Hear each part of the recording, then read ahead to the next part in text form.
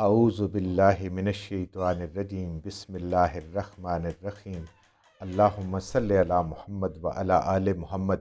اللہ جل شانہ کا بے حساب کرم احسان اس ذات کا کہ جس نے ایک دفعہ پھر قرآن مجید سمجھنے کے لیے یہاں پہ ہمیں اکٹھا کر دیا۔ آج ہم انشاءاللہ چوتھا پارہ سورہ نساء کی آیت نمبر 13 سے اپنا سبق شروع کریں گے۔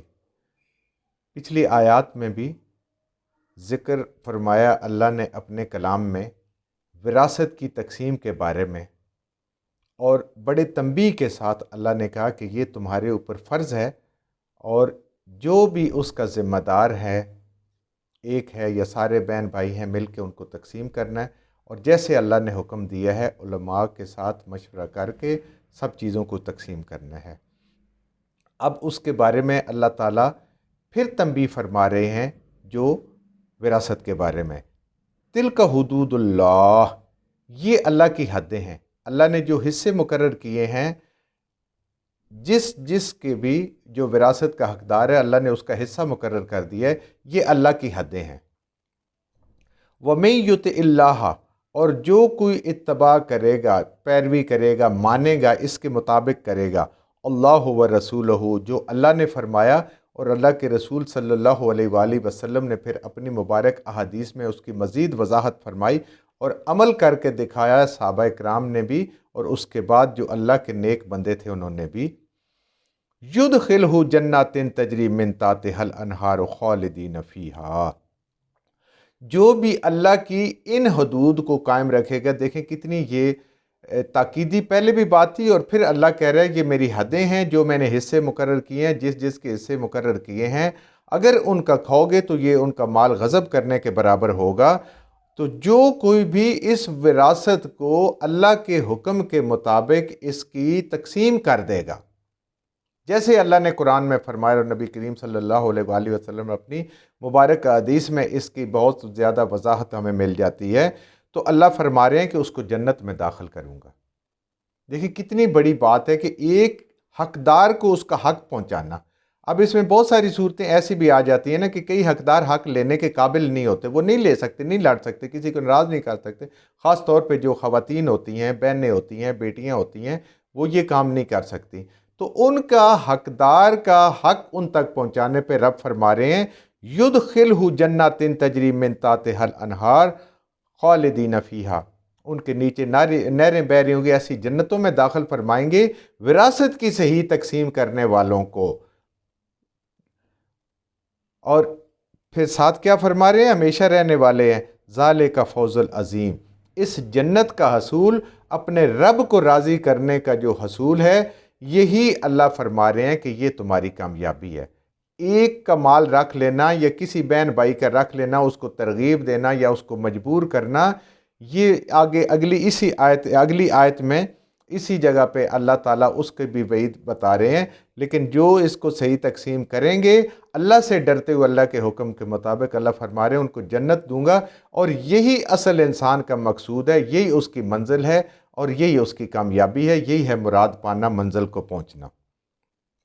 وَمَن يَعْصِ اللَّهَ وَرَسُولَهُ، اور جو کوئی نافرمانی کرے، وَمَن، اور جو کوئی یعصی نافرمانی کرے گا، عاصی گناہ کرے گا، اللہ و رسولہ، اللہ کا اور اس کے رسول صلی اللہ علیہ وآلہ وسلم کا، وَيَتَعَدَّ حُدُودَهُ، اور ان کی حدود سے تجاوز کرے گا۔ یہ اوپر اللہ نے فرمایا نا تلک حدود اللہ، یہ میری حدیں ہیں، جو ان حدوں کو توڑے گا، ان حد سے آگے بڑھے گا، یتعدی تعدی کرے گا، حدودہ، یدخلہ نارن، اللہ تعالیٰ اس کو آگ میں داخل کریں گے، جہنم میں۔ یہ ناکام ترین انسان ہے جو آخرت میں جہنم میں چلا گیا۔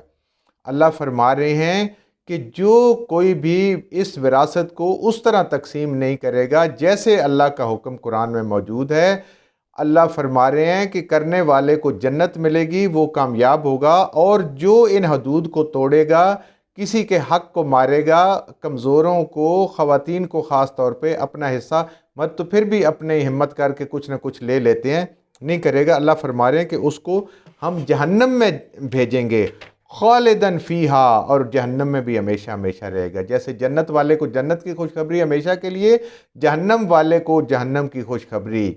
آج اگر ہم اپنے معاشرے پہ غور کریں تو ہم کتنا عمل کر رہے ہیں. میت تو چلا گیا دنیا سے, وہ تو ترکہ چھوڑ گیا, اس نے جو کچھ کرنا تھا, جو کمانا تھا, وہ اپنے حساب دے گا. یہ پیچھے وہ رسا کا کام ہے کہ وہ اس کو اس طریقے سے تقسیم کریں جیسے اللہ کا حکم ہے. ہاں کمی بیشی ہو گئی, غلطی ہو گئی, وہ قابل معافی ہے. بہن بھائی بھی معاف کر دیتے ہیں, بیٹیاں معاف کر دیتے ہیں, عزیز رشتہ دار بھی. لیکن جو جان بوجھ کے کرے گا اور جس کو پتہ ہوگا وہ ان کو مجبور کرے گا, ان کو حصہ نہیں دے گا, اللہ فرما رہے ہیں اس کے لیے جہنم ہے, آگ ہے, اور وہ اس میں ہمیشہ ہمیشہ رہے گا. وَلَهُ عَذَابٌ مُّہِین, وہ آگ ایسی نہیں ہے, ان کے لیے عذاب ہے مہین, ذلیل کرنے والا. کیوں؟ دنیا میں کسی کا حق رکھ کے ہو سکتا ہے وہ کتنا ضرورت مند ہو. ایک تو سب سے بڑی بات ہے کہ اللہ کا حکم ہے, اللہ نے حکم دیا, اس کا حق ہے. اور دوسرا وہ اگر ضرورت مند بھی ہے اور کمزور بھی ہے تو پھر وہ دنیا میں تو بڑے پن کی وجہ سے اس کا حصہ کسی نے رب کر لیا, لیکن آخرت میں اللہ اس کو ذلیل کر دے گا جو کسی کا حق مارے گا. تو یہ بہت بڑی وعید ہے, بہت بڑی بات ہے میراث سے متعلق. اور یہ خوشخبری بھی بہت بڑی ہے کہ اس انسان اگر اس پہ عمل کرے تو وہ جنت بھی لے سکتا ہے, اور اگر اس کو معمولی بات سمجھے یا اپنا حق سمجھے یا سمجھے کہ یہ میرے ہاتھ میں تھی, چلی گئی تو میں بھوکا مر جاؤں گا, تو پھر آخرت میں جہنم ہے. دنیا میں تو شاید اس کو کچھ مل جائے. واللتی, اور جو بھی عورتیں یاتین الفاحشہ, اب یہ وہ بات مکمل ہو کے دوسری بات شروع ہو گئی کہ جو بھی عورتیں کوئی بے حیائی کا بدکاری کا کام کریں, من نسائکم, تمہاری عورتوں میں سے, فاستشہدوا, تو پس گواہ مانگو, علیہن, ان کے اوپر, اربعۃ منکم, چار جو تم میں سے ہی ہوں. جس جگہ رہتے ہو, جس محلے میں رہتے ہو, جس معاشرے میں رہتے ہو, وہاں اگر کسی عورت پہ کوئی بدکاری ہوتی ہے تو اس کے لیے چار گواہ ہونے چاہیے, چار گواہ. فَإِن شَاهِدُوا, پس وہ چار لوگ اگر گواہی دے دیں کہ کسی عورت نے بدکرداری کی ہے, کسی بدکاری کی ہے, کوئی ایسی بے حیائی کا کام کیا ہے, فَأَمْسِكُوهُنَّ, تو پس بند کر دو ان کو, فِي الْبُيُوتِ, گھروں میں, ان کا باہر نکلنا بند کر دیں, ان کو پکا گھروں میں قید کر دیں, اب باہر نکلنے کی اجازت نہیں کیونکہ اللہ کا حکم آ گیا ہے. حَتَّى يَتَوَفَّهُنَّ الْمَوْتُ, یہاں تک کہ پہنچ جائے, پوری ہو جائے, اٹھا لے ان کو موت, یعنی وہ اندر ہی اندر مر جائیں, تو ان کو اس وقت تک آپ قید کر دو اپنے گھروں کے اندر. وَيَجْعَلَ اللَّهُ لَهُنَّ سَبِيلًا, یا پھر اللہ ان کے لیے کوئی اور حکم نازل کر دے. جیسے یہ آیت بھی منسوخ شدہ ہے, اب اس کا حکم جو ہے وہ سورہ نور 18ویں پارے میں اللہ تعالیٰ نے بالکل صریحاً یہ سارے حکم عورتوں کے لیے, مردوں کے لیے, میاں بیوی کے لیے, عام لوگوں کے لیے اللہ نے کر دیا ہے. تو یا اللہ کوئی سبیل پیدا کر دے, کوئی اور حکم نازل ہو جائے, کوئی اور راستہ بنا دے. اللہ نے اور راستہ بنا دیا. سورہ نور میں اب اس کی آگے تفصیل آئے گی. واللذانی, اور جو کوئی دو مرد, یاتیانہا, آئیں اس بات پر, منکم, تم میں سے, یعنی کوئی بے حیائی کا کام جو دو مرد کریں آپس میں, فآذوہما, تو پس ان کو سزا دو, سخت ترین سزا دو. اب اللہ نے ذکر نہیں کیا جو سزا اس وقت کے اس معاشرے کے اندر جو انصاف کرنے والے قاضی یا جو بادشاہ ہوں گے, جو اس پہ سزا مقرر کریں گے وہ پھر سب کو ہوگی. جو قانون پاس کریں گے وہ سب پہ ہوگی, ان پہ لاگو ہوگی. یہ ان کی بے حیائی کا کام ہے اگر دو مرد اس میں ملوث ہو جاتے ہیں تو.